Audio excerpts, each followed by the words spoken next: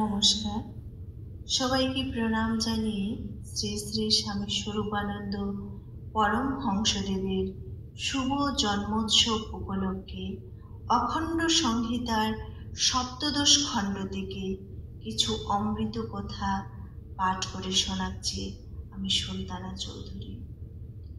দেশের সেবক কাহারা হইবে। রাত্রি 10টা 3 মিনিটে ট্রেন কুমিল্লা পৌঁছিল।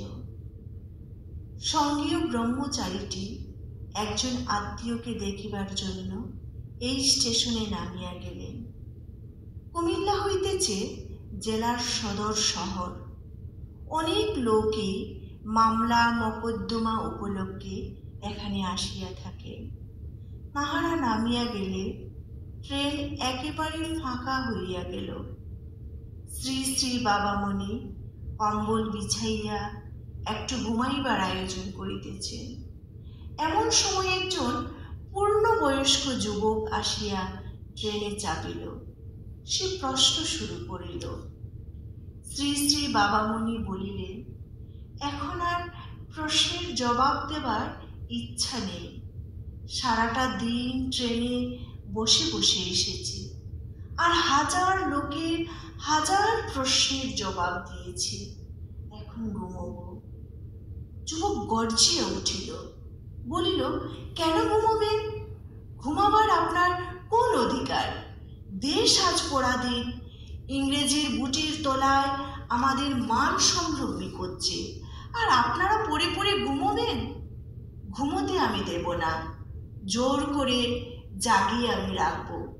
জলৌকার মতন সমাজের রক্ত শুষে খাচ্ছেন, আর ঘুমোবার কত শখ। এসব শৌখিন সাধুদের দেশ থেকে আমরা তাড়িয়ে দিতে চাই। এদেশে এদের থাকতে কিছুতেই দিব না। শ্রী শ্রী বাবামণি আস্তে আস্তে শয্যাতলে কাত হইয়া শুইলেন এবং বলিলেন, বাছা হে, ভালো ভালো কাজ করতে চাও তো যত ইচ্ছা করো, কারো তাতে আপত্তি করার কিছু নেই। তবে সকলের আগে নিজের চরিত্রটিকে সংশোধিত করো। নিজে হও নির্লোভ, নিষ্কাম, নিষ্কলঙ্ক। নিজে হও অনবদ্য চরিত্র, অপাববিদ্ধ।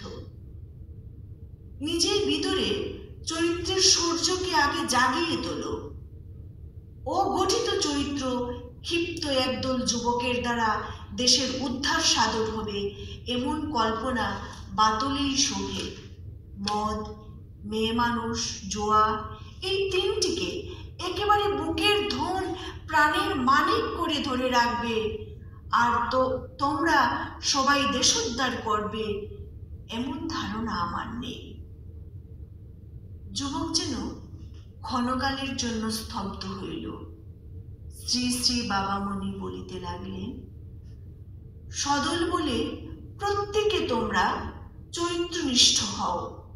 প্রত্যেকে তোমরা প্রতিজ্ঞা করো যে অপথে, কুপথে, বিপথে কদাচ পদচারণা করবে না। দেশ মাতৃকাকে অনাঘ্রাত কুসুম সম পবিত্র সুন্দর জীবন করতে হবে উৎসর্গ।